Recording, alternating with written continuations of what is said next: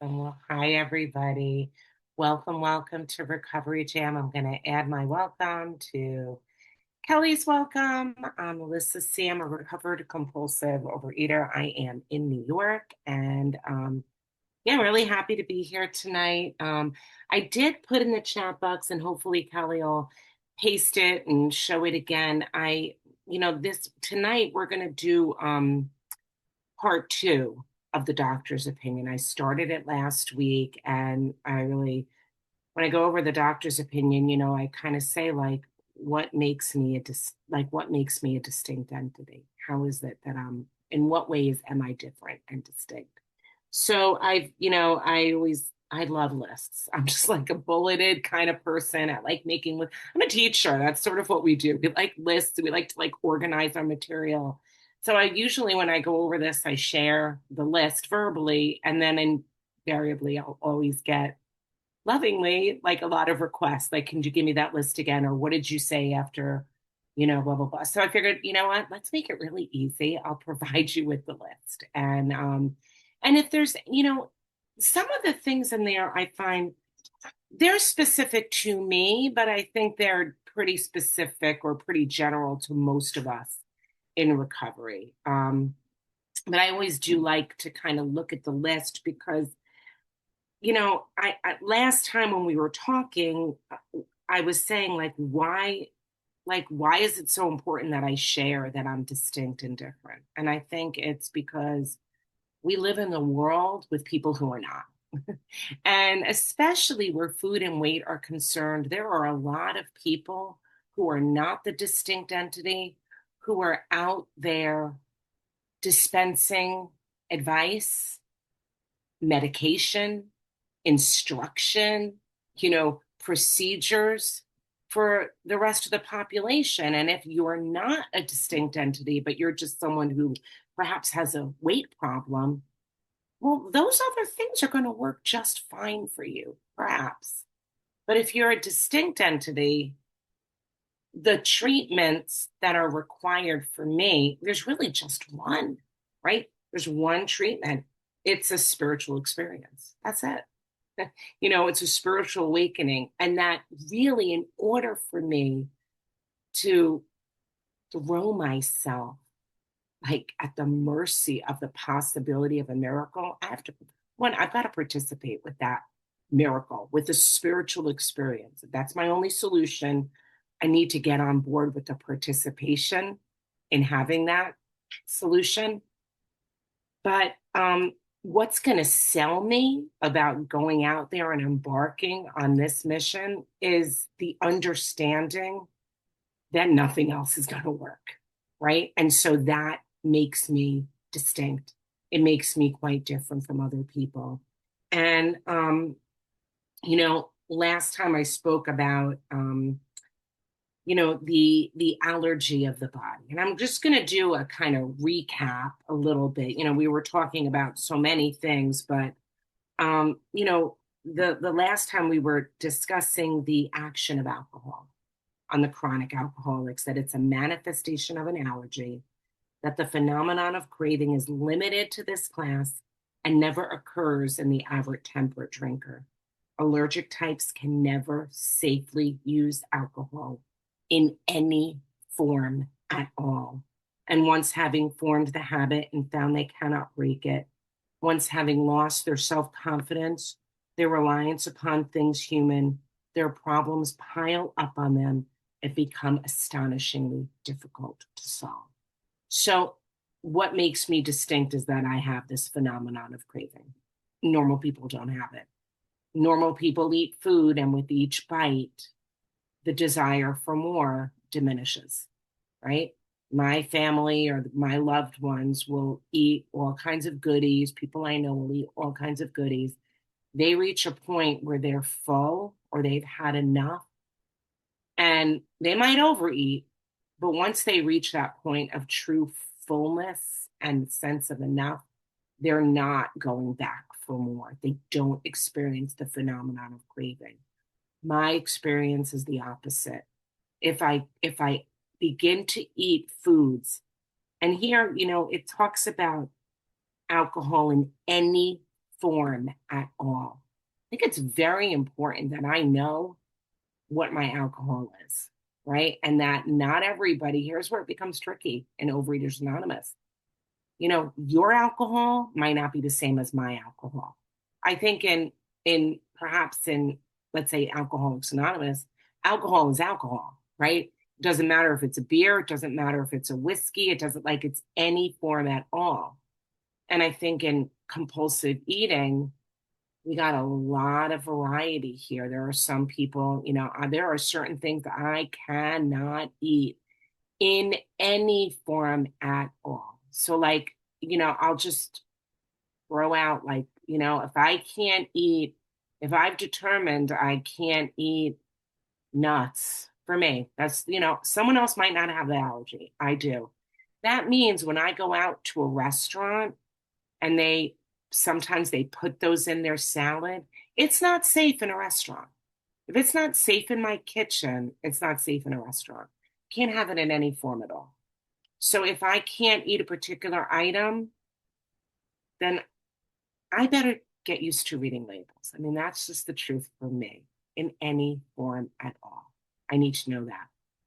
I think also what else makes it more confusing is alcoholics don't have to worry how much water they drink or how much milk they drink. They just have to stay away from alcohol, right? Whatever, in any form, it's to stay away from alcohol. What becomes trickier for the compulsive eating and for someone like me is overeating creates the phenomenon of craving as well. And that is something I have found out from bitter experience. If I overeat, even foods that are not my allergic foods, there is something that happens in my body when I reach a point of over fullness. When I eat outside my portion and I get too full, it activates the same phenomenon of craving. I want more. And so for me, that's very important information because that means that I need a food plan.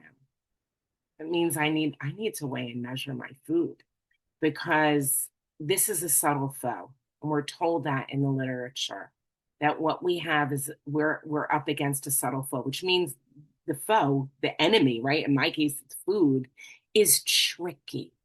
It's subtle. You know, people who return back into the food, who lose their abstinence and go back into the food, very often when I'm having conversations with them and they're trying to figure out what happened, it I almost 99% of the time they didn't go out on a cupcake. That's not what started the ball rolling. They began to overeat in subtle ways. There's a subtle, like, sneaky, deceitful experience with the food. And at least that was always my experience. It wasn't like I just, you know, said, oh, forget it, I'm eating cookies today. It was, I don't need to weigh and measure that. I'll just have a little more. It's fine. It should be fine. It should be fine. And then over enough time, what should be fine was no longer fine. I like, you know, I triggered the phenomenon of craving. So I I also found out that the phenomenon of craving, now this is not true for everybody, but this is my experience. And I've met a number of people who this sort of rang true for them. For me, impulsive eating leads me to compulsive eating. When I make decisions impulsively on my own, like, self-will, I can trigger that same phenomenon of craving. And because it's subtle, it didn't always happen right away and it didn't happen every time. It kind of, I think about this disease, it's very sneaky. It lets you get away with it a couple of times, you know? And then it seems like when you have no integrity left, then it comes back with the cookies. That was just the way that it always played out for me in the past. So, you know, it's important for me to note this about myself and to understand that other people around me who are not distinct entities, who don't have the allergy quite the way I do, will think that that sounds crazy. And they will tell me things like, that's ridiculous. It's just carrots. Come on, it's just carrot. And that's fine if that's their truth.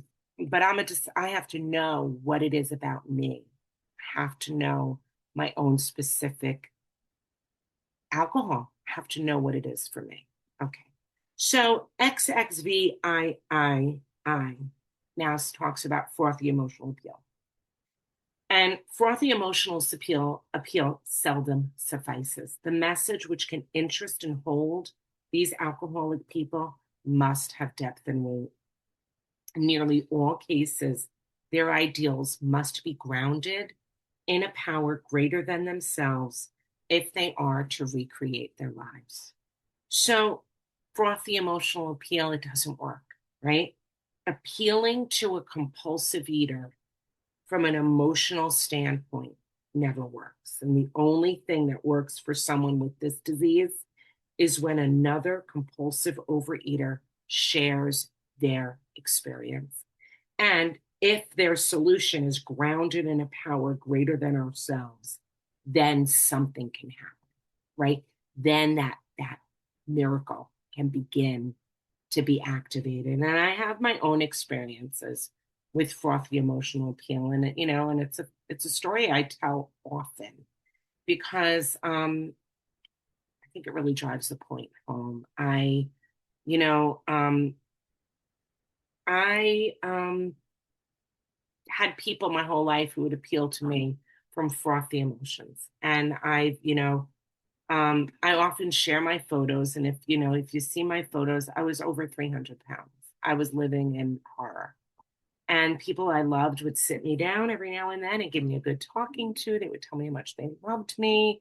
Come on, Melissa, you're a beautiful girl. You're smart. You ought to be able to do it. You could do anything you put your mind to. I had a doctor who appealed to me from fear. That's emotion, and said, "You're not going to make it out of your 40s. Look at you. You're a mess. Your numbers are a mess. Every time I see you, you're gaining weight." That didn't work. When the doctor did that, what I did was I left his office and I binged. I went to a drive-through because I was so uncomfortable about being told the truth, right? About being told that frothy emotion. I had my mother-in-law sit me down many, many years ago. My children were babies. She shared with me how difficult it was for her as a little girl to lose her mother. Her mother died when she was a child.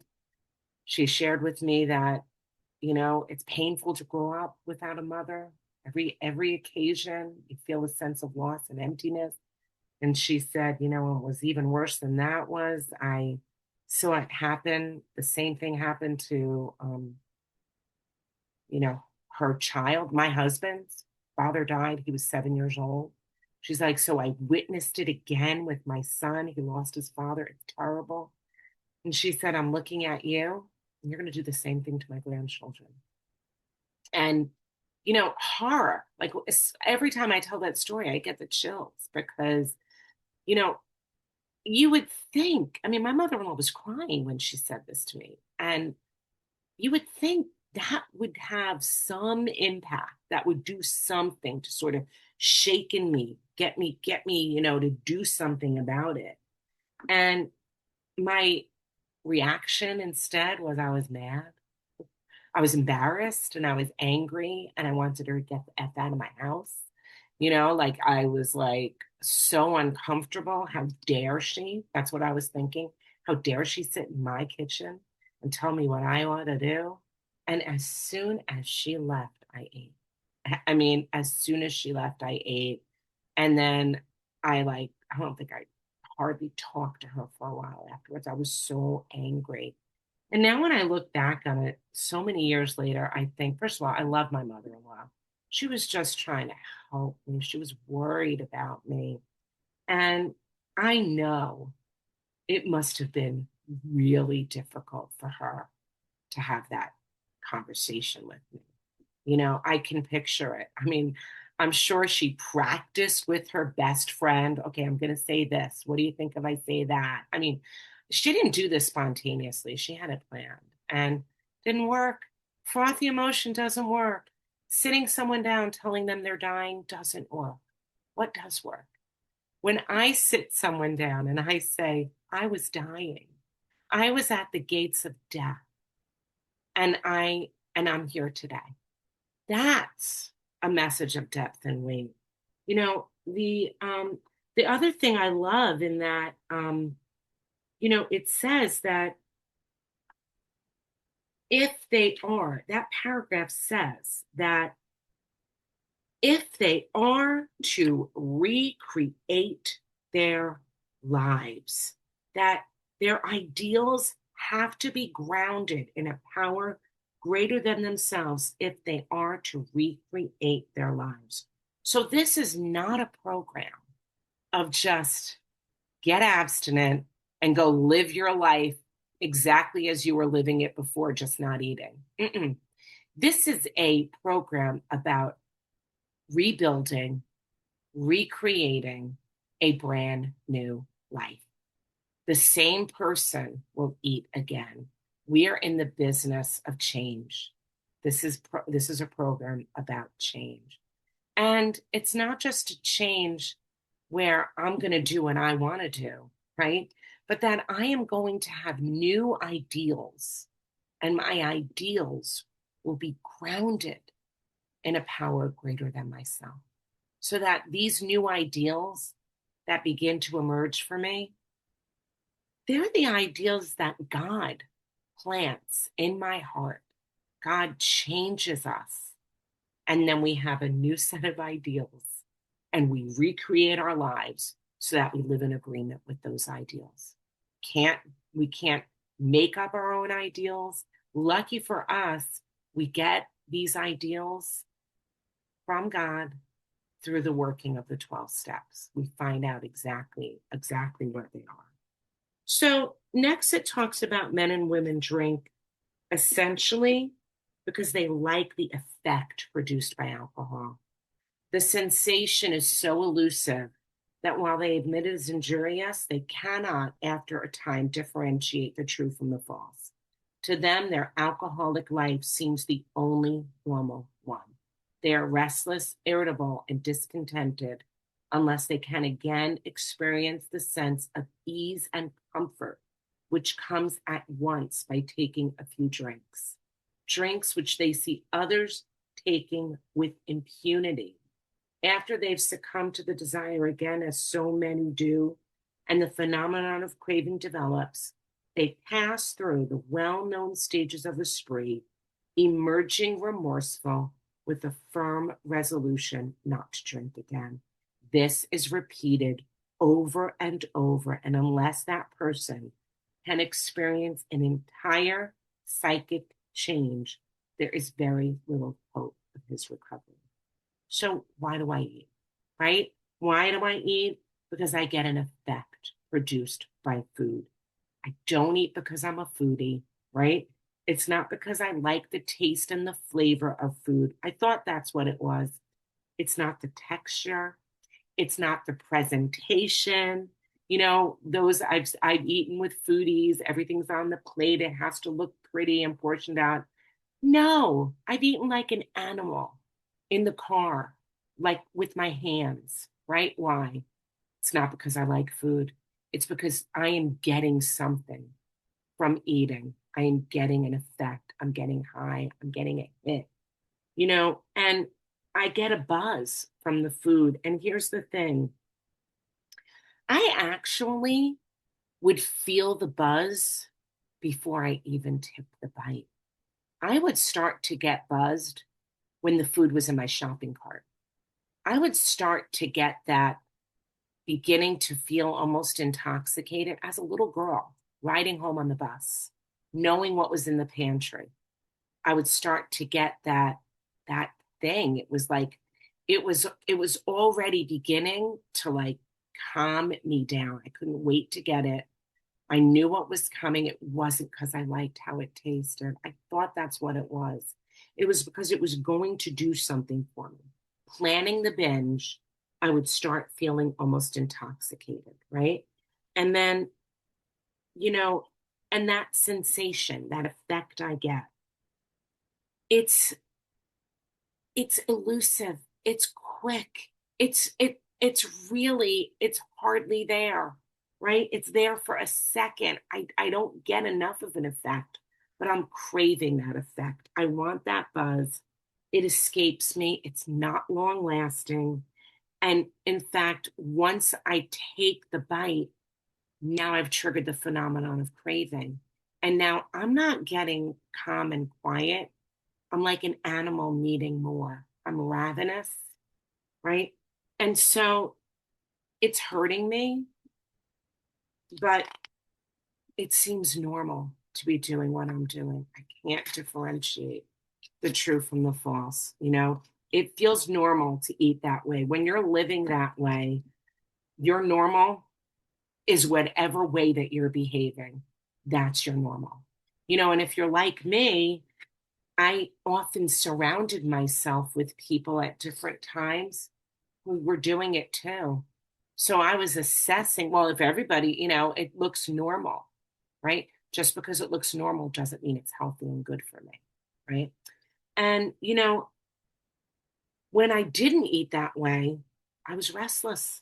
I got irritable. I got discontented. And what that kind of means for me is I started to feel internally itchy. Got the itchy feeling on the inside, you know. And here's what would happen, you know, I would get that itchy, irritable feeling. I would take a bite, right? And now we're going to hear about, you know, that addiction cycle, but I call it a spiral because what happens is I take a bite and then the bite takes me, right? And then I am off on a binge and I am binging and binging and binging. And as, you know, as the disease progresses, my binges get worse. They require more food. They go to greater lengths. And the time that I emerge remorseful come fewer and farther in between. You know, one of the things that I found out about myself too, that I think makes me distinct is I always emerge remorseful. I have never overeaten and said, ugh, that hit the spot.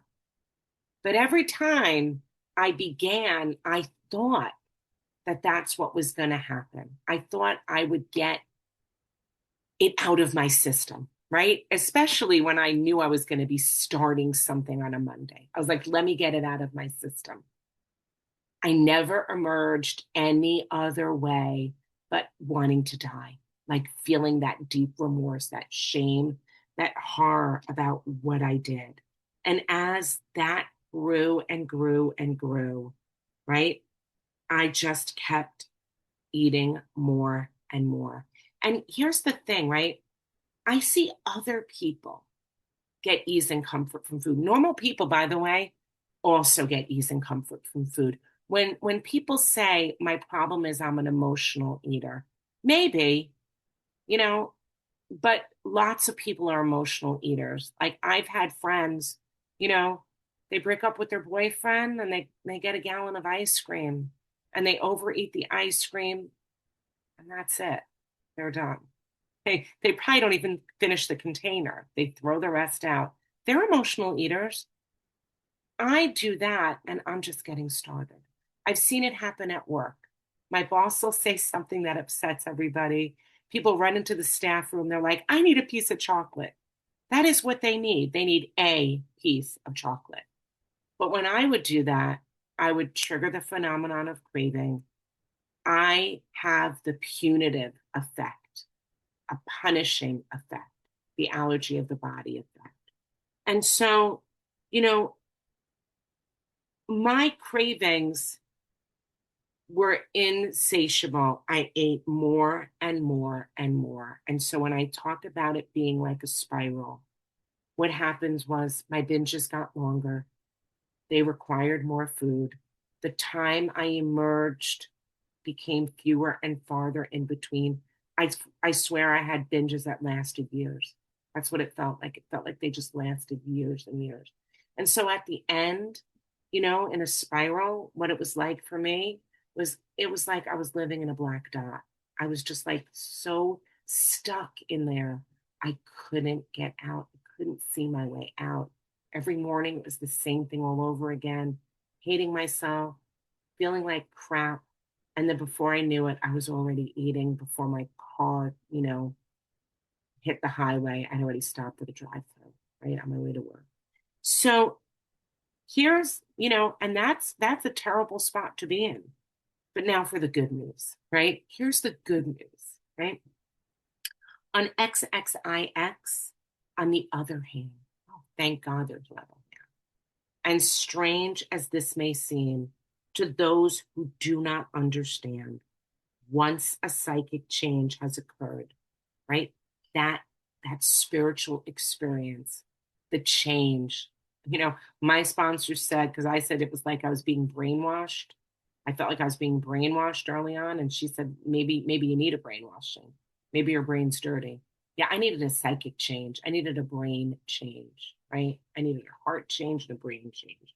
And once that psychic change has occurred, that very same person who seemed doomed, who had so many problems, he despaired of ever solving them, suddenly finds himself easily able to control his desire for alcohol, for my alcoholic food.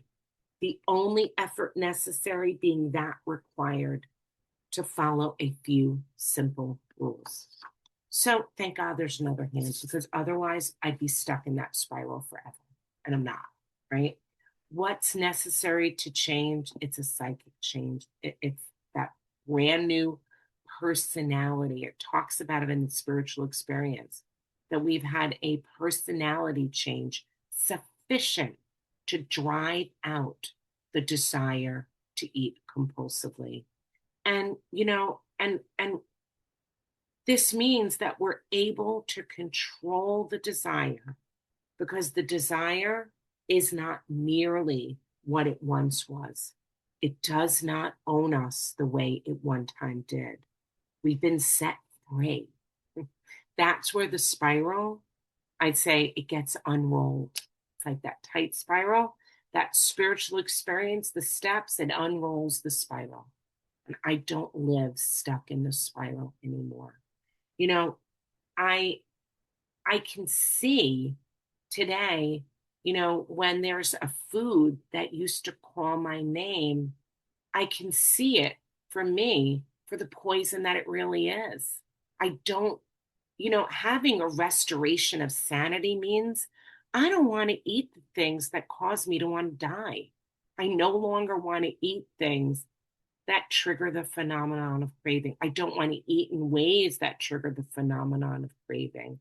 I can go anywhere a free man, because the desire to eat compulsively no longer is a desire that I have, right? So it talks next, many types do not respond to the ordinary psychological approach. We do not respond to ordinary psychological approaches. That's part of what makes me distinct. So therapy is wonderful and therapy is great. And I have nothing against therapists. I had gone to therapists for different problems in my life, but that never worked for my compulsive overeating. It is just not the solution to this particular problem. It might help me with other problems in my life, but it did not help me for this. It's like taking the wrong medication, right? It's like taking, something that's going to help something else, and it doesn't help this. So psychological approaches tend to look at the why. That's really, very often psychological approaches work at the why. Why? And why I have this problem, I don't know. It's a mystery. And I also think it's inconsequential information.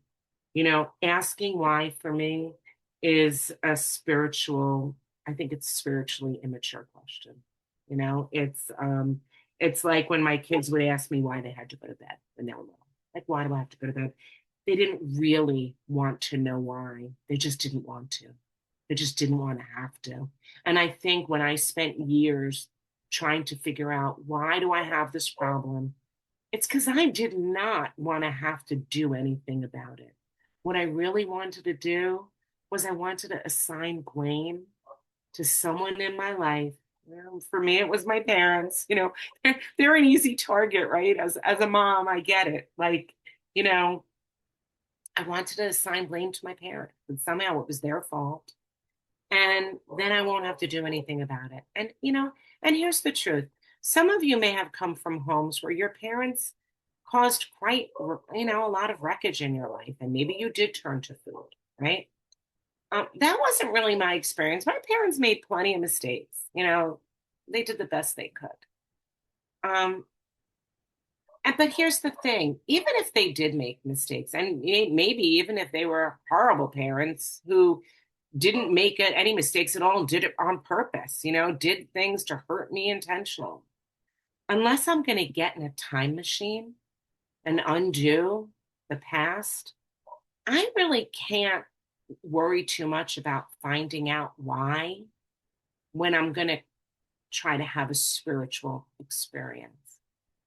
The real question is, what am I going to do about it? Like, what am I going to do about this problem? So, I do not hold with those who believe that alcohol is entirely a problem of mental control, right?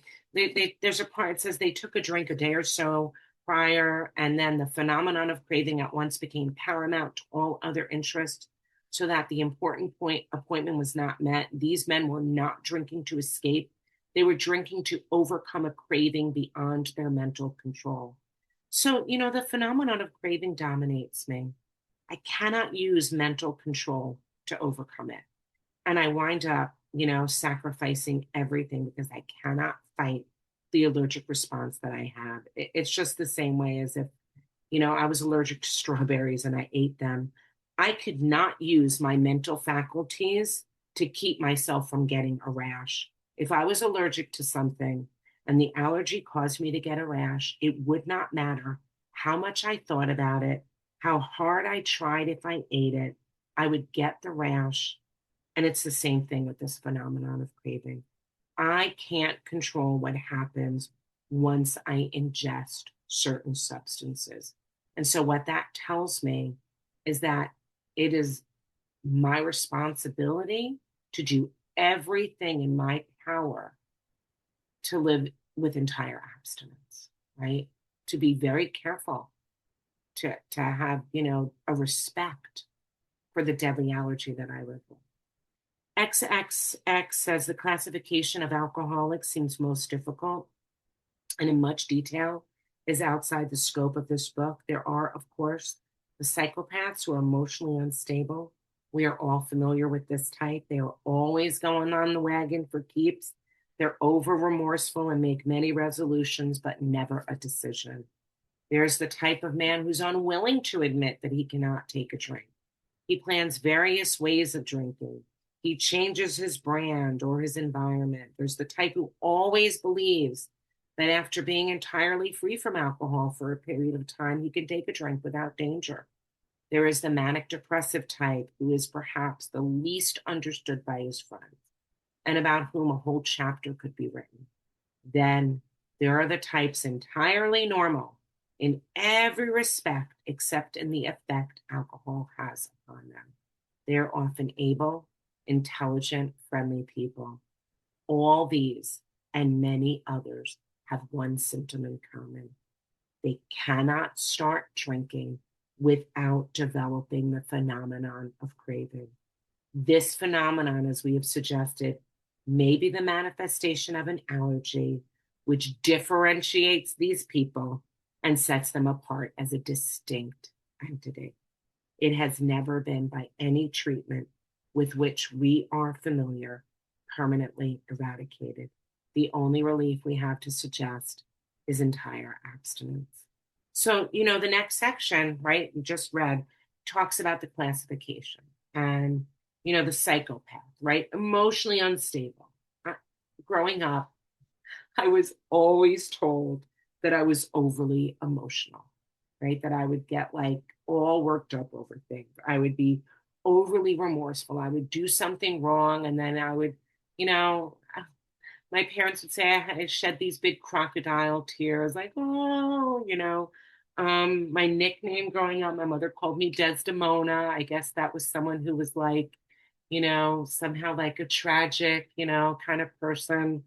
The second type, unwilling to admit that he can't take a bite, So for me, what did I do? I changed my diet. I would do Atkins. I would do all natural, organic. I would do all sorts of things. I would be looking for the loophole. I loved a diet that let me eat as much as I wanted of something, right? Because I'm a compulsive overeater. So give me, like I always tell the story about the cabbage soup. Bring it on, because you could eat the entire pot. I wanted to eat more. I liked Years ago, I went on a diet. It was called the Good and Plenty diet. Just the name alone. I wanted something, if it told me I could eat as many this as I possibly could, I loved it. That was all in for me. So, I tried all that. And then there's the third type who thinks that after a period of abstinence, they can suddenly control their eating. And that has always been what I hoped for and yet never been true for me, no matter how long I'm abstinent. If I begin to ingest those alcoholic foods and I begin to engage in those alcoholic food behaviors, I am not able to control it. Can't control it. Number four, the manic depressive, up and down and up and down and up and down, you know? And then there's the type entirely normal in every respect. I always like to think I'm that. I want to be the one friendly, able, intelligent, right? Maybe sometimes. And we often find, that in Overeaters Anonymous, this disease can hide out. It's really good at hiding out and making it look like we're functioning quite well. And yet we're really not, like normal in every respect. My normal began to change. My definition of normal, it got corrupted by this disease. I would say, like, inch by inch by inch by inch, I was suddenly living in a way that if I woke up one day living that way, I would have been like, are you crazy? But it happened subtly, slowly over time, like like one shackle removed at a time, one shackle removed at a time. So I had no leeway. That's what it was like. My standard for what was acceptable got corrupt by this disease. So I wasn't functioning quite normally. The important thing, really, in all of these types is that we have one symptom in common. We cannot start drinking without developing the phenomenon of craving. And that's what makes us different from other people. It sets us apart as a distinct entity. And this allergy cannot be permanently eradicated. So, although we recover from the insanity, we do not recover from the allergy. That part is permanent, cannot be eradicated. And I always think, I shared that list in the chat box, and maybe like Kelly can post it and send it again. And one of the things that I always do with sponsees and new people is I generally tell them, like, take a piece of paper, fold it in half, make like a crisp kind of fold in the middle. And on one side of the page are the distinct entity. It was all the characteristics that I described. And then the other side of the page is all the rest of the world. They can do whatever they want. They can eat impulsively. They can eat, whatever they want. They don't have to have a spiritual experience. Psychological measures might work quite nicely for them. They don't suffer the punishing effects. They can overeat on Thanksgiving and not worry about the Friday after, right? They can do all sorts of things. They don't require, they might love a relationship with their creator. They don't require it in order to stop eating, right? I'm a distinct entity. I'm on this side of the page. And that line, that crisp line, here's what happens. When you start to look normal, you're not, like when I was morbidly obese, no one doubted that I was different. But when you start to pass like the rest of the world, what often happens is you try to flatten out that line, that crease in the middle. And you begin to think you can hang out on the side of the page with normal people. And that is always my experience where people run into trouble. They think they can hang out on the other side of the page. And, and here's the good news, right? I have a whole fellowship that lives on the same side of the page as me. I don't have to worry about, I'm so distinct, I don't have anybody to have fellowship with. I have a whole group of people, and so long as I know where I stand, that line can never be permanently eradicated. I can try all I like to flatten that crease out. The crease is there, it's there. I've heard like once you cross the line, you can't go back, right? That's the truth for me. So, I am different. I'm distinct, recognizably different in nature for something else of a similar type. And so XXXI, all right, then what's the solution? Thank goodness we need to know. And perhaps I can best answer this by relating one of my experiences. It says in the book, you know, I know I can't stop. I know once I start, I can't stop. And once I stop, I can't stay stopped. I need a psychic change, and I know I can't give myself the needed psychic change. So, what do I do then? The doctor's opinion is going to give two examples of doomed people who've experienced miracles of healing. What do we do then? We have a miracle. That's our only hope. If you have what I have, it means part of being distinct is we are people who require a miracle. I have to have a miracle. Nothing else is going to do it for me. That's what step one really means. And so, when they talk about these people that had these miracles of healing, what is the purpose? It's to pique your interest, your curiosity. It's to get you asking, okay, what is this thing and how do I go about getting one of these for myself?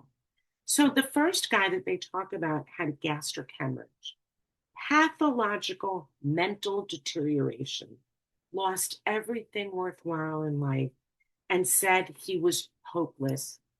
And he put down the alcohol. In our case, like got abstinent and followed the plan in this book, followed the plan in the big book. And he went from trembling, despairing, nervous wreck, and emerged self-reliant and content. Didn't even seem like the same person at all. And this has been my personal experience as well. I was beaten down. When I came in, I was beaten down. I was in terrible physical shape. Physically, I was a mess. I needed surgery, and they didn't want to give it to me because I was in such a bad state. I was terrified. I was filled with anxiety. One of the meetings that I came into, I couldn't even make eye contact. I just sat with my head down and sobbed. I just felt like I felt like the biggest loser on the planet of Earth. Like I just couldn't face myself anymore. And that's not who I am today. I don't walk into any room like that ever, right? So the next one discussed, well, he made his own diagnosis and determined he was hopeless. And guess what? That's a prerequisite. That's a prerequisite for recovering. You have to believe that you're hopeless. You have to believe that you're out of ideas. You have to believe that you're someone that's going to require a miracle. He was determined to die, but he was rescued and desperate. And following his physical rehabilitation, meaning he was cleaned out of his alcohol, he thought that this wasn't going to work. His problems were so complex, his depression so great, that he became sold on the ideas and was completely transformed. And I like to, we always like to say that that we're a part of God's search and rescue mission. Those folks that came upon that man who was, determined to die, hidden in a barn, determined to die. The people that came upon him and that offered him hope, they were part of his search and rescue mission. But let's be clear, they were not the rescuers, right? They simply took his hand and put his hand in the power which pulls chronic alcoholics back from the gates of death. That is the business that we're in here, is that we are, out here selling a miracle to people, right? We're showing people precisely how we've recovered, and we're taking their hands, we're holding their hands gently, and then putting their hands in God's hand, right? That's what the work is that we're doing here. The doctor's opinion then says, read this book, right? Read this book. And even if your intention is to ridicule, right? Maybe you might wind up praying, right? It says, perhaps you come to scoff, right? But perhaps you'll stay to pray. And I think that's true for so many of us. We come here annoyed and somewhat laughing. I know I was. I scoffed. I thought, like, what is this? This is crazy. This is a cult. What are you people trying to convince me of? What kind of God is going to, like, really keep me from eating chocolate chip cookies? But I wound up becoming a person who prayed. And I think it's always important to note that, because sometimes I get asked, why do you tell people they have to pray? Like, where does it say that? Where does it say that you're telling people they have to pray? And we generally, I like to tell people, I always suggest, like, start with a half an hour prayer meditation. And people will say, well, where does it say that in the book? No, it does not say specifically a half an hour, but I'll tell you this. If I am here to have a miracle, if that is the only solution that I have to offer, and the doctor's opinion says you're going to have to stay, perhaps you're going to stay and pray, that's where I'm going to begin. I'm going to begin with prayer. And I think about it like this: most TV shows that I've watched were about 30 minutes long, or about a half an hour. And if I want to have a miraculous healing, I ought to be able to give God at least as much time, as I gave an episode of Friends, right? I mean, certainly that would make sense for me. So, we're a distinct entity. There's a list of things that make us distinct. Hopefully, if you're one of those distinct entities, you'll stay long enough to pray and join us. And with that, I am going to pass. Thanks.